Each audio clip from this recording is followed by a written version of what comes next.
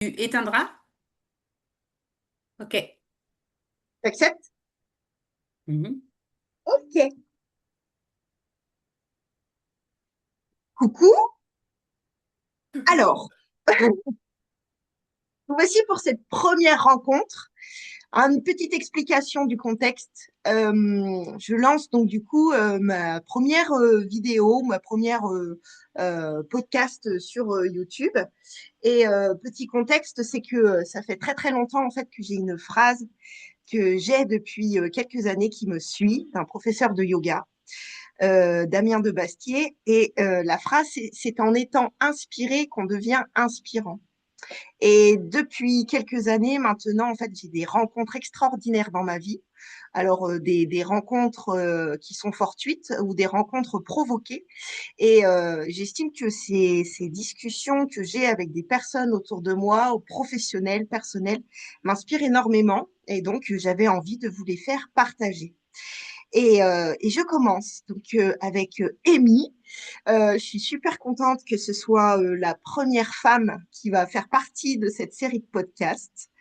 Et donc, merci beaucoup, Amy, d'être avec moi pour cette première fois. Donc, la première question, en fait, que j'ai envie de te poser, c'est une question super bateau, c'est comment est-ce que tu te définirais en tant que femme, en tant que professionnelle, en tant que ce que tu veux, comme ça vient. En tant que femme, je te dirais que je me définis comme une femme qui expérimente la vie et une femme libre et joyeuse et résiliente qui apprend, parfois dans le chaos et parfois dans une vie qui fait vibrer et qui fait kiffer. Et sur le plan professionnel, je suis hypno-coach, donc je fais de l'hypnose et je coach essentiellement les femmes et les couples. Et pour les femmes, finalement, ça revient à leur permettre justement à se sentir vivantes et à sortir du boulot métro dodo. Souvent, je rencontre beaucoup de femmes qui sont dans un état de surmenage. Et je dirais que souvent, c'est la crise de soi-disant de la quarantaine qui fait que je trouve que dans la société, on en parle comme si on pétait un plomb, alors que finalement, c'est plutôt une crise existentielle, à mon sens. Voilà. Ok. Alors, j'ai déjà une question. Je voulais juste faire une petite aparté. C'est que je voulais déjà expliquer notre rencontre avec Ouais. Amy. Voilà. Parce que, Amy, tu habites pas proche de chez moi. Moi, j'habite en PACA, dans les Bouches-du-Rhône. Et toi, tu habites Matignon, en Bretagne. en Bretagne. Et on s'est rencontrés sur les réseaux. Et Amy, j'ai eu de la chance d'être coachée par Amy. Donc, c'est comme ça qu'on s'est rencontrés. Ça fait plusieurs années maintenant. Je ne sais pas combien de temps exactement. Mais en tout cas, on se suit. Et je pense que, enfin voilà, tu m'inspires toujours autant. Et voilà, on a toujours des discussions ultra riches. Et en fait, là, je rebondis sur ce que tu viens de dire. C'est que tu parles effectivement un peu de crise de la quarantaine et de crise existentielle. C'est quoi la différence pour toi et comment tu pourrais faire le lien avec les deux? En fait, je trouve qu'on écrit des bouquins où qu'on parle comme si à 40 ans, on pétait un plomb, on allait voir ailleurs, on voulait changer de boulot, comme ça, comme si ça nous venait et ça nous tombait du ciel. Et ce que j'ai pu observer finalement, c'est qu'à partir de 40 ans, en tout cas pour les femmes, ça va se toucher à partir de 37, 38 ans. Il y a comme si, bah déjà hormonalement, il y a des choses qui bougent. Et c'est comme si on faisait un premier bilan de vie. Hmm. Et notre premier bilan, bah, c'est que pour hommes comme pour femmes, c'est un peu de se dire que bah, voilà, on a construit ce que la société nous avait un petit peu inculqué. On a tout un boulot, on a des enfants pour la majorité, on est marié peut-être pour la majorité, ou en tout cas en couple, peut-être propriétaire des chiens et tout ce qui va bien. Et le premier bilan, c'est qu'on nous avait fait croire qu'avec tout ça, on allait être heureuse, mais le bilan, c'est que ça ne l'est pas. Et donc, ce premier bilan, amène une compréhension que, mais à quel moment j'existe en fait dans ma vie? À quel moment je me sens vivante? À quel moment j'ai fait un véritable choix, moi, de ce que je voulais vraiment dans ma vie? J'ai Hmm. plus l'impression d'exister, j'ai l'impression d'être transparente, j'ai l'impression d'être une boniche, une esclave de la vie, c'est-à-dire je vais au boulot, je gère les enfants, je gère la famille, mais j'existe où en fait? Où est-ce qu'elle est? Où est-ce qu'il est le plaisir? Il est où le désir dans la vie? Et souvent on se retrouve, si on est en couple, à être plutôt en mode colocataire. Il y a beaucoup de tensions et souvent quand je rencontre les femmes ou les hommes, mais beaucoup plus de femmes, ça va être je prendrais bien mon sac à dos et je me barrais parce que je sais plus qui je suis perdue dans ma vie. Et c'est en ça que je te parlais d'une crise existentielle parce que une impression que finalement, tu as un peu subi ta vie parce qu'on t'avait dit que bah il fallait être comme ça pour convenir à un système et qui ferait que si tu avais tout ça et que tu construisais tout ça, tu avais ton billet pour la route du bonheur et tout irait bien. Et finalement, c'est pas tout à fait ça. Mhm. Et, du coup, la question que je me pose, c'est pourquoi? Pourquoi, en Pourquoi fait, quoi? on croit à partir du moment quand on est jeune, quand on est petit, tu vois, c'est la question qui est ultra compliquée. Quand il y a des ados ou même bébés adultes, moi je les appelle, qu'est-ce que tu veux faire dans la vie? Et tout de suite, en fait, il y a une ligne directrice et d'un seul coup, j'imagine que on a notre plan qui est déjà comme ça. Et à un moment, donc, du coup, on suit cette route. Alors, on ne sait même pas pourquoi, en fait, on a choisi cette route-là. Des fois, c'est Ouais. peut-être par coïncidence ou pas parce que nos parents nous ont dit, bah, tiens, tu vas faire ça, ou alors qu'on a eu un modèle de cette façon-là. Et à quel moment et pourquoi, en fait, on ne se pose pas la question profondément? Je pense qu'on se la pose pas parce qu'on nous a jamais appris à se poser des questions. Mais bien au contraire, de surtout pas s'en poser. Je pense que depuis qu'on est tout petit, depuis qu'on rentre à l'école, finalement, on te dit, tu t'assois là, t'es comme ci, t'es comme ça, t'apprends ça et tu fais ci, et puis c'est comme ça que se fera ta vie. Et je Mm, pense qu'on nous apprend à être un robot qui doit pas trop se poser de questions. Parce que si tu commences à te poser des questions, tu remets en question. mm, Et là, ça pose problème, parce que ça sous-entendrait que si tu commences à remettre en question un système, un schéma, une éducation, tu deviendrais responsable de ta vie, tu ferais des choix et tu aurais ton propre pouvoir personnel. Et ça, je crois pas que ce soit le but, finalement, final de notre système. mm. Alors, on en avait discuté un tout petit peu au début avant l'enregistrement, c'est que de remettre le contexte, tu voudrais remettre le Ouais, contexte du coup de notre échange. Je pense que ce serait ouais. important aussi de le remettre. Le contexte, tu fais bien de me le rappeler parce que je te l'ai dit tout à l'heure et tu vois, la famille, c'est sur le truc, on est parti en fait. Ce que je voulais dire aujourd'hui, effectivement, dans le cadre, c'est d'avoir conscience que aujourd'hui, nous, on partage notre vécu, notre expérience, notre chemin de vie. T'as 40 piges, j'en ai 44, donc on est des femmes déjà, donc on n'a pas le même chemin qu'un homme. On a une quarantaine d'années, donc on n'a pas le même chemin que quelqu'un de 20 ans ou 30 ans, ou même de 50 ou de 60. Et c'est notre vérité de l'instant T en fonction de notre vie personnelle et de nos expériences personnelles. Je vois trop de choses qui, à l'heure d'aujourd'hui, feraient croire que le système, il est comme ça et il est comme ça. Non, en fait. Je pense qu'à 20 ans, on peut pousser, à 40 ans, tu n'as plus envie de pousser, en fait. Tu pousses différemment. Donc, je voulais juste remettre ce cadre-là, que tout est à prendre en considération, finalement, quand on écoute des gens bah, parler de sujets aussi inspirants, Ouais, c'est pour ça. pouvoir être inspiré et pas se sentir dévalorisé. Ah, tout à fait. En fait, c'est Tu vois? vraiment pas, c'est une prise de recul, mais pas une prise de hauteur sur les personnes qui pourraient éventuellement nous écouter aussi et nous regarder. C'est-à-dire que c'est juste des vies, des visions de vie qui sont différentes avec notre propre histoire personnelle, avec Amy et moi-même. Et donc, du coup, on va partager, on va confronter et puis on va échanger sur ce qu'on a vécu. Mais il n'y a pas de mieux ou il n'y a pas de j'ai mal fait ou c'est vraiment une position, on va dire, voilà d'échanges et puis on va dire que on n'est pas là pour donner des leçons, c'est vraiment juste ce qui nous inspire et ce sont des échanges qui pourront pourquoi pas percuter un mot, une phrase de temps en temps et après on en fait ce qu'on en veut en fait. Il y a vraiment pas c'est vraiment un état des lieux de notre ressenti du moment T en ce mois de mars 2026 parce que je suis sûre que si on se réunit dans un an ou même dans un mois en fait avec tout ce qu'on a vécu, tout ce qu'on a engrammé dans notre corps, dans notre mental, dans notre histoire personnelle, ça va peut-être changer beaucoup de choses. Exactement. Tu disais que tu accompagnais des femmes et tu accompagnes aussi des couples. Est-ce que tu as Ouais. plus de femmes ou plus d'hommes? Là, c'est vraiment une question de curiosité. Bah, ça, tu vois, ça fait 10 ans que j'accompagne, j'ai toujours attiré les femmes. Parce que j'ai une histoire assez chargée personnelle en tant que femme, et donc je pense que il y a rien de mieux que accompagner les gens quand on a de l'expérience soi-même. Il n'y a rien de mieux que le terrain, j'ai envie de te dire. Et donc, j'attire toujours plus de femmes, moi. Donc, mon cabinet, souvent, c'est 90% de femmes pour 10% d'hommes. Et depuis un an ou deux, je crois que, ouais, un an et demi, les couples s'invitent aussi maintenant à ma porte. Ouais, donc je peux accompagner l'homme et la femme. Alors moi, je fais pas de la thérapie de couple où ils sont tous les deux présents.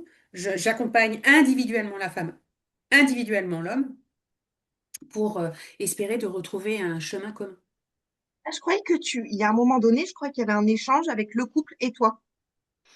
Il va venir si vraiment on n'arrive pas à avancer individuellement et qu'il y a de mauvais échanges après les séances qui font que ça crée des contractions finalement. Parce qu'ils vont chacun interpréter ce qu'on pourra voir à titre individuel. Et donc, si effectivement il y a un problème de communication, là, je vais intervenir quand ils sont tous les deux. Mais autrement, non. Pour moi, le couple n'est que la résultante de problématiques individuelles. Il n'est que le miroir de problématiques individuelles. Donc, si on travaille individuellement nos problématiques, le couple, après, il se retrouve finalement. Et c'est OK. À partir du moment où les deux personnes ont décidé de cheminer. Ouais, à partir du moment où les deux ont cheminé, ouais. Après, ça ne veut pas dire que les deux sont obligés de cheminer, mais Hum, c'est mieux. Parce qu'à un moment donné, il risque d'y avoir un fossé qui se creuse, finalement. S'il n'y en a que un, ça risque d'être compliqué de se retrouver. hum. Ouais, Oui, parce que j'imagine bien que dans une situation qui est compliquée au niveau d'une famille ou dans un couple, euh, j'ai souvent entendu dire, et puis j'ai déjà vu en fait qu'il y a une seule personne qui peut changer son état d'esprit ou de changer un peu la façon dont elle se raconte l'histoire pour que tout autour, en fait, ça change forcément autour d'elle. exactement.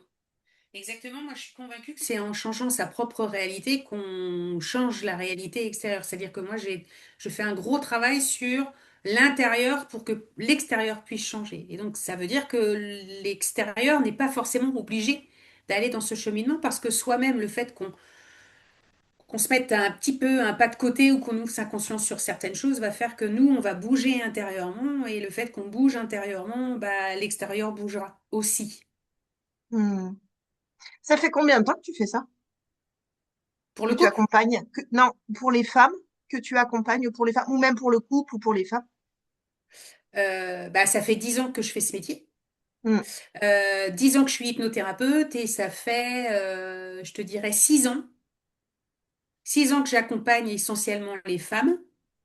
Et les choses bougent énormément, je trouve, dans les couples au niveau de la société à l'heure d'aujourd'hui, hein. Là, ça commence à vraiment bouger.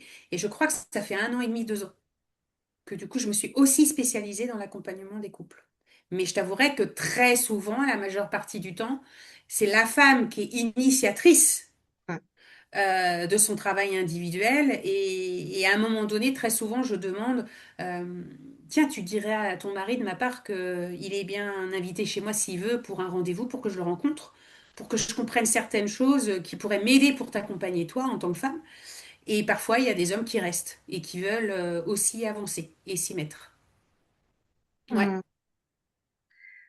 Euh, est-ce que tu as déjà, tu t'es déjà posé la question, tu t'es déjà rendu compte en fait que si les problématiques, elles avaient changé au cours des années, est-ce qu'il y a quelques années, il y a 4, 5 ans, en fait, tu retrouvais une majorité de problématiques qui étaient similaires et maintenant, en fait, tu retrouves des problématiques qui sont similaires aussi, mais une évolution? Est-ce qu'il y a un changement je sais pas, même de 5 ans, on va dire à peu près au niveau du Covid? Ouais. Ouais. Euh, alors, ce que je pourrais voir, alors, ce qui est similaire, c'est que les femmes sont toujours en état de surmenage. Ça n'a pas changé. Je dirais pas que ce sera toujours le cas et j'espère que non, parce que les choses, elles veulent bouger. On sent qu'il y a quelque chose qui fait que là, tu vois, j'ai une vague de jeunes femmes de 25 ans. Donc on voit que Hmm. là, la génération d'après commence déjà à se dire c'est bon. Ce que je n'avais pas il y a quelques années. J'avais pas des 25 ans, hormis des problèmes de santé ou des problèmes de je suis perdue dans ma vie professionnelle ou je sais pas quoi faire de ma vie, quoi. Mais il n'y avait pas déjà comme une crise existentielle à 25 ans. Normalement, 25 ans, t'as pas ça. Qui ne se Et voyait là, j'ai pas une avant. vague. Exactement. Ça, j'ai une vague de ça à l'heure d'aujourd'hui, mais sur le même sujet, en fait, hein, d'un surmenage, d'être à bout, de vouloir sortir déjà d'un moule dans lequel elles se rendent compte qu'elles sont déjà et c'est trop étriqué. Hmm. D'accord? Donc ça existe toujours. Ce que je vois qui arrive depuis, je te dirais, 3 ans. Depuis 3 ans, il y a une vague. Donc c'est un sujet à la mode, peut-être, ça fera peut-être sourire, mais il y a une vague de femmes ou d'hommes qui ont vécu de gros traumas autour de la perversion, le narcissisme, la manipulation. Je pense qu'avant, on n'en parlait pas, ou on n'arrivait pas à y mettre des mots, ou ces comportements-là, on ne le montrait pas du doigt, hein, ça devait être normal, peut-être.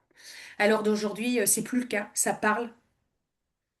Je pense que ça parle aussi avec tous les mouvements féministes hein, qui se sont créés, parce qu'il y a beaucoup de femmes qui viennent pour ça. J'ai quelques hommes, mais j'avoue que c'est essentiellement des femmes qui parlent de violences psychologiques et qui sont dans des systèmes de vie où elles arrivent et elles sont dans un état suicidaire et elles ont plus de vie et elles ont plus confiance, elles ont peur de tout. Donc il y a toute une reconstruction à faire. Ça, j'en avais jamais avant. Ça, je te dirais, depuis 3 ans, il y a un essor de ça qui fait du bien, mais qui en même temps fait peur parce que finalement, il y en a plus qu'on ne croit. Hmm. Et il y a les couples. Les couples, alors, c'est pareil. C'était pas une démarche qu'il y avait et qu'il a depuis 1 an et demi, 2 ans. On voit qu'il y a une envie de vouloir avancer, en tout cas. Et les hommes commencent aussi à vouloir prendre une part de responsabilité dans ça et à faire bouger les choses. Donc ça, c'est plutôt chouette. Euh, Parce que n'oublions pas qu'à l'heure d'aujourd'hui, quand même, en France, en tout cas, dans les études, il y a presque un couple sur deux qui se sépare.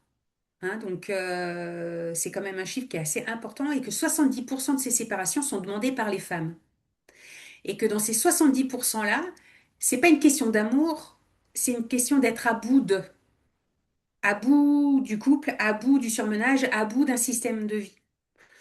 Et donc, c'est vrai que là, j'ai une recrudescence de plus en plus de femmes qui veulent commencer à bouger plutôt que de subir finalement. Hmm. Donc, J'imagine ça que bouge quand même. le contexte dans lequel on vit actuellement, avec tout ce qui se passe hein, à l'actualité, je pense que ça pousse aussi aux personnes de se poser réellement des questions sur leur vie qui leur est propre, de leur vie personnelle. Et que du coup, j'imagine en tout cas que ça ouvre plus les consciences. Moi, toi, tu parles d'envie. Moi, enfin, je pense qu'on a aussi les mêmes termes aussi, hein, mais que là où on met de la conscience, forcément, bah, on se repose toujours la question du pourquoi. Pourquoi je suis en couple avec cette personne, Mm, pourquoi j'évolue dans cette activité professionnelle et à ce moment-là de se poser la question sur est-ce que c'est toujours dans ma vision des choses sur lequel j'évolue bien en fait, est-ce que je me pose la question sur mes envies premières et ensuite c'est comment j'agis pour rediriger les choses et pour que ce soit juste et aligné pour moi. Mais j'ai vraiment l'impression que le contexte, par exemple avec Gisèle Pellicot, moi je vois, j'ai beaucoup de femmes aussi qui sont autour de moi où il y a beaucoup de langues qui se délient et elles ne se permettaient pas de le faire. Et je trouve ça exactement. ultra important en fait. Ouais. Ouais, on voit bien que toutes ces histoires extrêmement chaotiques hein, qu'on vit depuis quand même quelques années ouvrent la conscience des gens. Alors, ça a commencé par le Covid, sur cette notion-là, notamment, où les gens ont commencé à prendre conscience qu'en fait, comme ils étaient enfermés chez eux, bah, vivre une vie de famille ou se retrouver en tant que couple, avoir du temps pour eux, ralentir, bah, créer déjà un état de conscience sur l'existence, sur est-ce que ça vaut vraiment le coup. Donc, on a vu une vague de gens qui ont arrêté leur boulot, c'était plus de l'ordre du professionnel. Et une vague comme moi, par chez moi en Bretagne, où tous les gens parisiens et des grandes villes ont acheté des maisons secondaires ici pour pouvoir ralentir, profiter d'une vie privée, de se poser des questions sur la vie privée. Et depuis ça, je sais pas si tu as remarqué, mais il y a des grosses histoires qui sortent. Et effectivement, bah, nous, on va forcément regarder un peu plus celles qui sont peut-être autour de la femme. Mais il y a des histoires chaotiques comme ça qui sortent. Plus des mouvements qui en parlent de plus en plus, et ça continue, et ça continuera, et qui amènent effectivement les gens à commencer à se poser des questions pour mettre de la conscience. Et c'est ce que je t'expliquais la dernière fois. Ou ou ce que je fais alors d'aujourd'hui, que tu me disais, putain, faudra que tu y penses, du coup, j'y pense maintenant, donc je te le Ah, trop dis. bien. Dans cette conscience, parce que moi, mon boulot, finalement, c'est d'ouvrir la conscience des gens à travers de l'hypnose conversationnelle ou corporelle. Euh, En fait, ce que j'essaye d'apprendre, c'est que nous, on a été conditionnés dans un système où le but du jeu, c'était de conditionner les gens pour faire. Faire, faire, faire, faire, faire. Être des gens qui produisent. Et à partir du moment où tu produis, tu obtiens un résultat et en fonction du résultat de ce que tu produis, tu définis la valeur de qui tu es. On a été créé sur ça. Depuis tout petit, hein. Si tu fais bien les choses, ton parent te dira que tu es gentil. Si tu les fais pas comme lui, il le définit, tu es un petit enfant peut-être méchant ou perturbateur.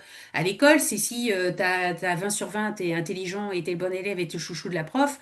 Si tu as 9 sur 20, bon, bah, tu es un cancre, tu as tout en rouge et puis t'es pas bon et tu es pris pour un con. Tu Mm. vois? Tout ça, ça a défini que tu devais faire ce qui devait être fait pour être dans la bonne case finalement. Et en fonction de là où tu es, et on le voit même nous en tant qu'adultes, en tant que femmes, en tant que mère, en tant qu'épouse, en tant que femme au foyer et de comment tu tiens ta maison, ou le corps qu'on a, tout est autour du faire et de la valeur qu'on va y donner. Et alors, en fonction de ce que tu fais, tu obtiendras un résultat Mm. et tu as, du coup, en fonction de ce que tu fais, et peut-être que tu sauras, mais finalement, l'existence n'est que à travers des codes de je fais et j'ai. Donc, D'action. en bref, ta réussite, elle est définie sur ce que tu as fait et ce que tu as. Donc, tu as une grande maison, tu es propriétaire, tu es marié, tu as des gosses, tu as du fric et tu gères bien ta vie, tu as de la valeur, quoi, aux yeux des gens, tu vois. Et là, je suis en train de déconstruire, tu vois, avec tous mes clients, finalement, en leur faisant comprendre qu'en fait, bah non, si on veut apprendre à exister et à sentir en vie à l'intérieur de soi, il faut changer le schéma et déconstruire. Apprenons à être et à se poser la question, qui j'ai envie d'être? Mais Mm. pas dans un contexte, tu sais, un peu égotique de ah, moi j'ai envie d'être ci, moi j'ai envie d'être ça, charismatique, confiante, j'ai envie d'être. Non, c'est pas ça. C'est qu'est-ce que tu veux ressentir à l'intérieur de Mm. ton corps, en fait. Le plus de journée possible, quand tu te lèves le matin, c'est quoi la sensation que tu veux ressentir dans ta structure? Et après, en fait, il s'agit de faire ce qu'il faut pour être Pour ça. être. Mm. Tu vois? Et donc, je leur explique qu'il y a trois niveaux. C'est soit tu changes ton identité. Alors ça choque souvent les gens en disant, mais attends, si je change mon identité, ça veut dire que je suis plus moi. Et là, je leur dis, bah non. Sache qu'aujourd'hui, 95% de qui tu es, c'est pas toi, parce que c'est le résultat de la domestication et de tout ce qu'on t'a demandé d'être. Donc, c'est pas toi, dans le sens où t'as pas fait un choix, t'as pas été responsable de la personne de qui tu es. T'es un mixte de bah, tes parents, la société, tes traumas, tes croyances, tout ce qu'on t'a inculqué et dans ce qu'on t'a demandé d'être finalement pour être la bonne personne dans cet endroit-là. Et donc, bah, parfois, pour pouvoir être ce qu'on a envie d'être en conscience et par choix et en tant que responsable de notre vie, ça nous demande de changer notre identité. D'accord? Donc, comme exemple un peu tout simple, hein, si tu as toujours été une maman qui criait sur tes enfants et que par loyauté familiale, tu reprends ça de ta mère ou de ton père, bah, l'idée c'est de te dire, est-ce que moi j'ai envie d'incarner ça? Parce que moi je suis paix et amour, donc c'est pas trop de la paix et l'amour. Ça te demandera de devenir la maman qui crie plus. Ça, c'est un changement d'identité finalement, tu vois? Si tu changes pas ton identité, ça te demandera d'ajuster quelque chose dans ta vie. Si tu n'as plus envie de crier en tant que maman, si on reprend ça, tu vas changer ton identité, mais probablement que tu es en surmenage. Donc, il va falloir ajuster un peu l'organisation familiale. Peut-être qu'il faudra moins travailler. Dans mon cas, ça a été ça. Tu vois, moi, je prenais 6 clients jour. À l'heure d'aujourd'hui, j'en prends 3. Peut-être que ça demandera, peut-être, j'en sais rien, moi, d'embaucher une femme de ménage parce que c'est pas OK. Peut-être qu'il y aura une discussion dans ton couple à avoir, mais ça demande des ajustements. Ou ça te demandera de quitter. Parce que bah, si tu as choisi d'être une femme qui se ressent dans la paix, qui est paisible, qui est sereine et qui est respectueuse vis-à-vis d'elle, donc dans l'amour d'elle-même, donc de sa priorité, bah, peut-être qu'il faudra quitter ton boulot, peut-être qu'il faudra quitter ton mari, peut-être qu'il faudra quitter certains amis, peut-être qu'il faudra quitter certaines situations qui sont toxiques, en fait, finalement, dans ta vie. Et tout ça, ça va te permettre, finalement, d'obtenir la vie que tu as envie. Tu es, tu fais ce qu'il faut pour être et tu obtiendras la vie que tu voudras. Mm. Tu vois. Et ça, c'est la conscience finalement. Et de plus en plus de gens font, comme tu le dis, à se poser, mais pourquoi? Est-ce que ça a encore du sens finalement aujourd'hui? Tout Mm. ça. Et la plupart du temps, les gens, ils sont perdus autour des 40 ans, tu vois. Alors, s'ils ont fait comme si de rien n'était, ils vont venir à l'âge de 50 piges, mais de toute façon, ils arriveront à un moment donné à se poser ces questions existentielles et se dire, mais est-ce que ça a encore du sens? Et les gens, c'est marrant parce qu'ils le mettent souvent sur un mot assez simple, c'est de te dire, je suis perdu. Et je leur dis toujours, non, vous n'êtes pas perdu. Ça vous fait du bien de vous raconter l'histoire que vous l'êtes, mais vous n'êtes pas perdu. La plupart du temps, vous savez, mais vous n'assumez pas les conséquences de ce que vous savez et ce que vous ressentez. Et quand tu commences à y mettre de la conscience et que tu acceptes de dire les mots, en fait, et de le ressentir au plus profond de toi, ça devient vrai, ça devient réel. Et après, il s'agit effectivement de passer à l'action pour faire en sorte de changer, de faire bouger ce qui doit l'être. Oui, parce que là, ce que j'entends, en fait, c'est ce que tu proposes, c'est un vrai état des lieux. Quand les personnes viennent te voir, déjà, c'est qu'elles ont fait la démarche d'observer, de prendre conscience qu'il y a quelque chose qui ne va pas. Donc, peut-être certaines personnes pourront se le dire toute leur vie et ne vont pas faire la démarche d'aller vers Ouais, quelqu'un pour les accompagner. Donc, et ouais, avec toi, en fait, il y a déjà un état des lieux, et déjà rien que de faire cet état des lieux, de le mettre en haut, en mots, pardon, de ce qui se grince dans le corps. Et puis en plus, toi, avec du coup ta technique d'hypnose corporelle, enfin, du coup, moi, c'est ce que tu me faisais aussi, en fait, de passer par le corps, de voir où est-ce que ça coince, où est-ce qu'il y a des tensions, et de le mettre en mots, ça vient identifier effectivement des blocages qu'on a à l'intérieur de nous, de passer de l'inconscient au conscient. Et ouais, ensuite, donc déjà de se laisser le temps de se dire, OK, ben j'en suis là, en toute humilité, de ouais. repousser l'orgueil en disant, non, mais c'est pas possible, je peux pas être ça. Je sais plus sur quel sujet on travaillait toutes les deux, mais je sais que j'avais mon orgueil qui était mal placé en me disant, mais je sais plus, je crois qu'on parlait du mensonge ou quelque chose comme ça, en disant, mais je suis pas une Si, menteuse. ouais. Et en fait, si, effectivement, bien sûr que je mentais, effectivement, et que je mens certainement encore, mais que ça m'arrange de me dire, non, mais c'est pas un gros mensonge, donc je suis pas une menteuse.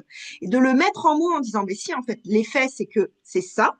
Et déjà, de se rendre compte de l'état des lieux de notre corps et de cet alignement, moi j'appelle aussi congruence entre ce que je pense, ce que je dis, ce que je fais. Donc déjà, on va Ouais, absorber tout ça, hein, on va déjà le digérer. Et puis ensuite, c'est le passage à l'acte, le passage au changement. Et je sais que ouais, l'humain a une résistance au changement qui est incroyable. exact. Exact. C'est souvent, d'ailleurs, quand tu accompagnes les gens, je pense que c'est très rare qu'on apprenne quelque chose à quelqu'un, tu vois, dans l'accompagnement. Ça peut, mais en fait, la seule chose que tu vas mettre en conscience vraiment poussément, c'est de faire les liens du pourquoi et du comment ils en sont là éventuellement. Tu vois, ils ont besoin de comprendre et les raisons. Mais la plupart du temps, les gens ils disent, ouais, ouais, non, mais je sais. Hmm. Et qu'est-ce que je réponds à ça? Ça t'avait fait rire? C'est de dire, bah ok, mais t'as fait quoi de ton savoir? Parce que c'est pas le tout d'en être conscient, mais si c'est de rester au stade de con, aucun intérêt. C'est ça, j'adore cette phrase. Tu vois? Et la réalité, c'est que souvent, on reste à l'étape du con, qui se donne bonne conscience en se disant, ouais, ouais, non, mais je sais. Genre, tu lui apprends rien, mais on n'a pas la prétention d'apprendre quelque chose aux gens, mais simplement d'appuyer sur le bouton en disant, oui, d'accord, mais tu sais, mais. Et donc, effectivement, il y a une étape que l'humain n'aime pas, c'est accéder à l'action pour créer le changement. Hmm. Et il va se cacher systématiquement derrière la capacité. Je me sens pas capable, j'ai pas confiance en moi. Et je leur apprends tout le temps que ça n'est jamais une question de capacité. Jamais. L'humain a toutes les capacités possibles et inimaginables. Mais il se cache derrière ça. Parce que pour pouvoir se sentir capable et augmenter la confiance en soi, ça passe par l'expérience et donc l'action. Donc on a cette possibilité-là. Mais pour se donner bonne conscience et rester dans nos zones de confort inconfortable, Hmm. eh bien on préfère se dire, ouais, mais j'ai pas confiance en moi, je suis pas capable, je vais pas y arriver. On peut se cacher derrière des excuses aussi, hein. C'est très facile, hein. Oui, Complètement, mais, complètement. oui, mais, Oui, mais. oui, Ouais. mais. Le Oui, fameux mais tu oui, mais. comprends. Oui, Oui, mais mais tu tu comprends. comprends, moi, je. Ouais. Alors, le jeu de cette famille, moi, je te dis, j'en ai des cartes, hein, du oui, mais. Oui, mais tu comprends, j'ai pas le temps. Oui, mais tu comprends mon mari. Oui, mais tu comprends, je suis maman. Oui, mais tu comprends l'argent. Oui, mais tu comprends. Oui, mais moi, c'est un peu différent parce que vu mon contexte familial, non, en fait, ça n'existe pas. En tout cas, par rapport à ça, ça n'existe pas. Ce sont Mhm. des illusions et des scénarios qui nous font croire que ce sont des excuses valables, mais qu'ils ne le sont jamais, finalement. Mhm. Je trouve ça ultra intéressant et je pense que c'est ça aussi où on peut passer des heures à discuter toutes Oui. les deux. Et moi, je fais le lien avec le yoga aussi où on est dans la désidentification de Ouais, ce qu'on vit. On est traversé, mais je ne suis pas l'émotion. yes, exactement. C'est en ça où les gens se définissent, tu as raison, par rapport à ce qu'ils vivent intérieurement, alors qu'il n'y a pas à se définir à travers ça. Et d'ailleurs, parce qu'on nous a appris à nous définir à travers une émotion ou une action, tu sais, on a créé un monde qui dit c'est bien, c'est mal, c'est gentil, c'est méchant, et du coup, un espace de critique et de jugement permanent, alors que finalement, ce ne sont que des émotions qui traversent, qui n'ont qu'à traverser. Et les gens passent leur temps à, à rester dedans, finalement, et à laisser figer l'émotion dans la structure, alors que finalement, si on la laissait passer, elle dure 5 secondes. Et si on la laissait passer, bah, elle durait que 5 secondes. Et les gens, ils s'y accrochent comme une bernique sur un rocher pour dire, oui, mais moi, je suis ça en ce moment, je ressens ça. Ou des fois, j'entends, non, mais c'est pas moi ça. Bah, c'est qui, en fait? Parce que la personne qui est devant moi, c'est bien celle-là, c'est pas quelqu'un d'autre, en fait. Oui, mais moi, je suis pas comme ça d'habitude. Ben, oui, mais tu l'es. Ouais, Mais parce qu'elle est associée, parce que l'humain ne fait que des associations, parce qu'elle a quelque chose associé à quelque chose qui est apparenté à quelque chose de pas bien ou de négatif, eh bien, on le rejette.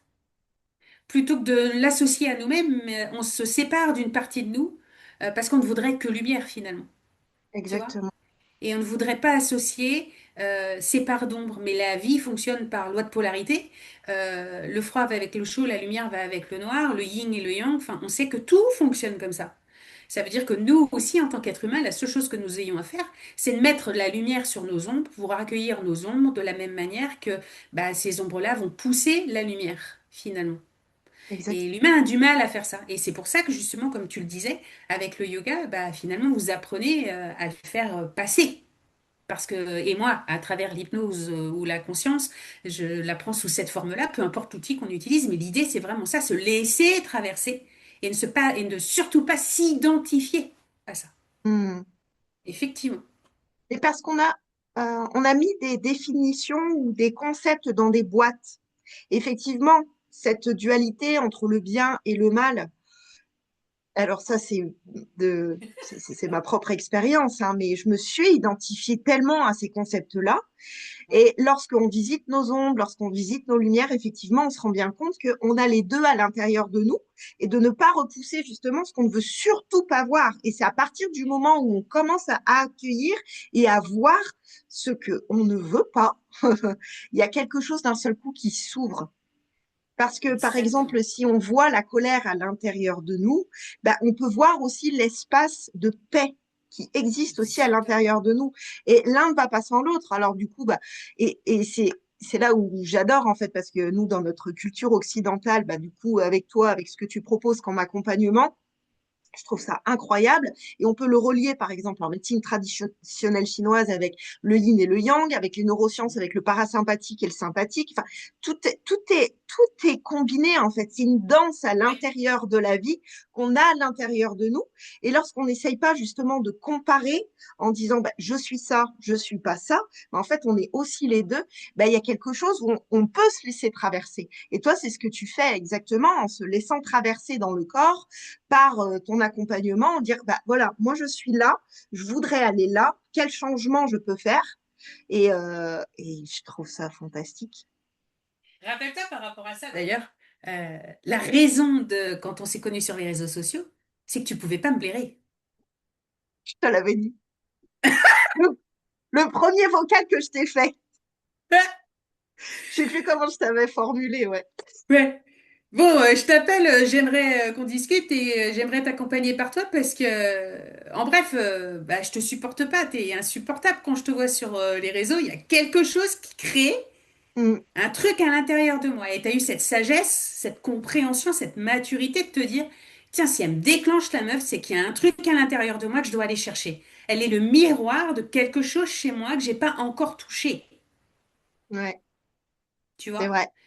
Et finalement, c'est exactement ça, le travail. C'est avoir cette compréhension-là que, il y a plein de miroirs à l'intérieur de soi et qu'on doit aller toucher. Et les autres sont le miroir finalement, l'extérieur est le miroir de l'intérieur. Que ce soit le côté sympa ou moins sympathique, parce que l'humain a décrété qu'il y avait des trucs sympas et moins sympas. Mais si on n'en avait pas fait ça, tout serait OK en fait finalement, hein. Si on n'avait pas décrété qu'il y avait des choses pas belles et des choses belles, on se prendrait pas la tête. C'est notre jugement humain. En plus, un jugement qui est ultra subjectif par notre histoire personnelle, par notre éducation, par par l'histoire contemporaine qu'on est en train de vivre. Si là actuellement, si on est né en Iran, on vivrait les choses complètement différemment. Donc, ramener toujours ce contexte-là, c'est ultra important aussi. Ouais.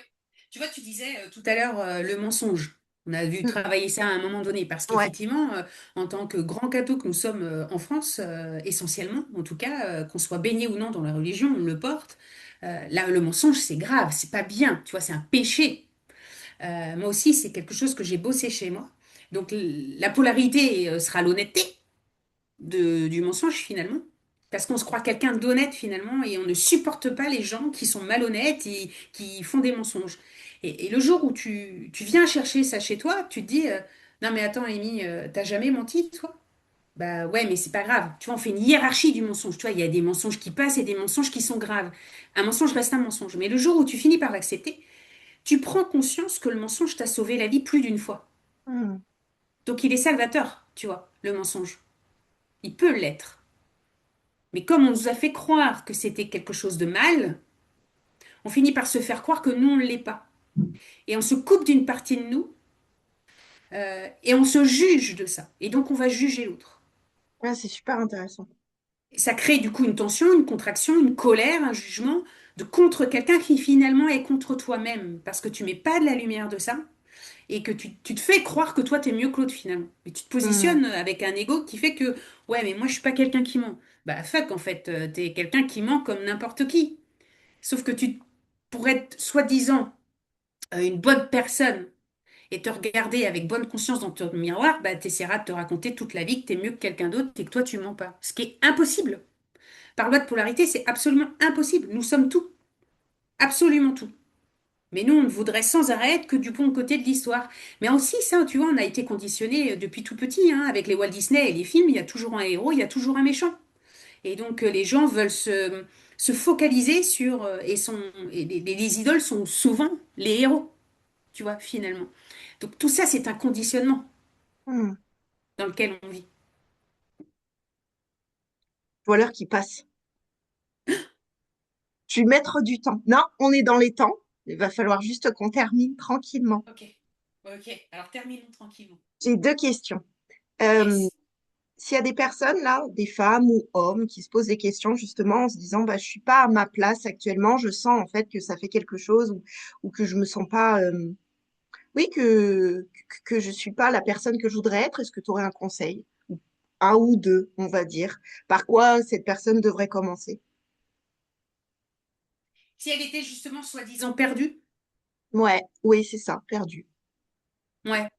Si elle était soi-disant perdue, je dis bien soi-disant, hein. La première chose que je poserais comme question à la personne, moi en tout cas que je lui proposerais de se poser, c'est justement de se poser la question, mais ok, voilà le bilan, je me sens perdue dans ma vie. Qu'est-ce que j'ai envie de ressentir moi à l'heure d'aujourd'hui dans ma vie? Cette question-là, on est tous capables de le dire. Hmm, C'est une énergie. C'est moi j'ai envie d'être paisible, j'ai envie d'être serein, j'ai envie d'être léger, j'ai envie d'être cool, j'ai envie, peu importe la forme. Ça, on est tous capables de le dire. Et à partir de ce moment-là, j'aurais tendance à dire aux gens, euh, pendant que tu es en train de te poser cette question-là, pour laisser émerger ça, c'est de ralentir. La première des choses, c'est ralentir. Ralentir dans ton système de vie. Pourquoi? Parce qu'on a tous un système nerveux qui est en vrac. hmm, Et le système nerveux, quand il est en vrac, c'est comme un brouillard épais, comme une fumée que tu as dans ton cerveau qui fait que ça se dépose pas, quoi. Tu sais, c'est comme si tu prenais ton verre, tu mets de la terre dedans et ça fait ça et il y a besoin de déposer. Nous, chez l'humain, c'est le ralentissement qui va créer ça. hmm. Et le ralentissement va permettre d'amener de l'éclaircie. Alors le ralentissement, l'humain, il en a peur. Le silence, il en a peur. Donc il va tout créer. Et naturellement, le corps va demander à créer de l'accélération quand tu demandes de ralentir. Parce qu'il a peur d'être face à lui-même.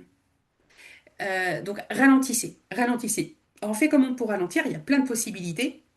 C'est déjà d'aller plus souvent dans la nature, déjà de plus souvent se mettre en mouvement, s'autoriser à rien faire, s'autoriser à être dans le silence, s'autoriser à prendre le temps dans les tâches qu'on est en train de faire. Plutôt que de se savonner la tête comme ça et se faire un shampoing en 2 secondes, bah peut-être passer du temps à se masser un peu plus souvent au moment où on se fait un shampoing. En fait, c'est plein de petites choses dans le quotidien qui fait de ramener de la conscience, d'être dans l'instant présent pour ralentir l'état. Et ça, il y a plein d'outils, il y a plein de méthodes. Ça, ils ont, enfin, je veux dire, il y en a pléthore et tout le monde les connaît à l'heure d'aujourd'hui pour permettre de calmer le système nerveux. Et une fois que le système nerveux il commence à se calmer, on peut commencer à se poser cette question en même temps de dire, OK, putain, mais moi, je me sens bien comme ça, en fait. Je commence à ralentir, ça commence à se déposer. Tu vois, je sors d'une retraite de 2 jours avec des nanas, là. Bon, forcément, elles arrivent toutes épuisées, hein. Et c'est marrant parce que j'ai rencontré une femme extraordinaire.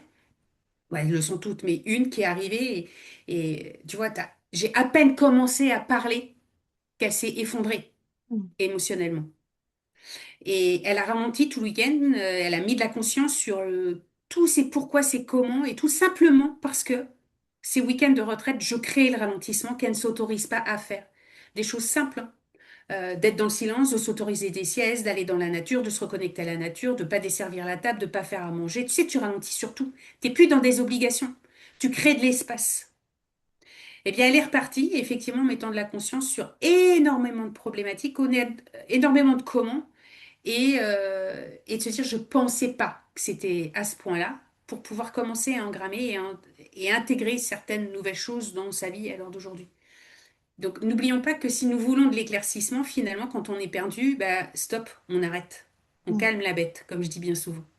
Et après, on se pose les premières questions bah, existentielles de non, mais est-ce que moi, ma vie, si je suis honnête avec moi-même, elle me convient dans ce rythme-là? Je me sens comment? Bah, j'ai pas envie d'aller au boulot le matin, je crie tout le temps, je suis tout le temps tendue, je suis chez l'ostéopathe tous les 4 matins, enfin, j'ai une vie extrêmement contractante, je suis crevée, quoi, en fait.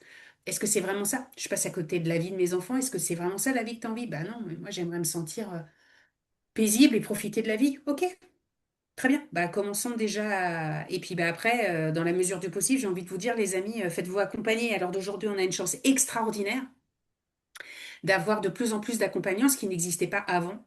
Et aujourd'hui, il y a de plus en plus d'accompagnants qui peuvent vous permettre de gagner du temps, en tout cas, qui vont pas régler les problèmes. Ils sont pas là pour régler les problèmes ni les guérir, parce que encore heureux que vous avez encore ce pouvoir-là, mais en tout cas de vous faire gagner du temps pour éviter de pédaler dans votre semoule et finalement, comme beaucoup font encore à l'heure d'aujourd'hui, attendre qu'un jour soit meilleur.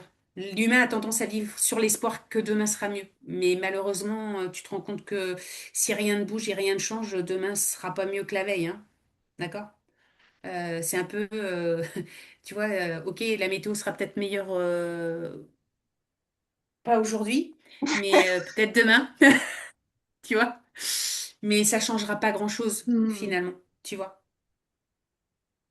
Donc, je te dirais ça. Déjà, dans un premier temps, moi, je prône vraiment, une des premières choses que je fais, en tout cas avec mes clients, c'est de leur apprendre à ralentir. Tous, sans exception.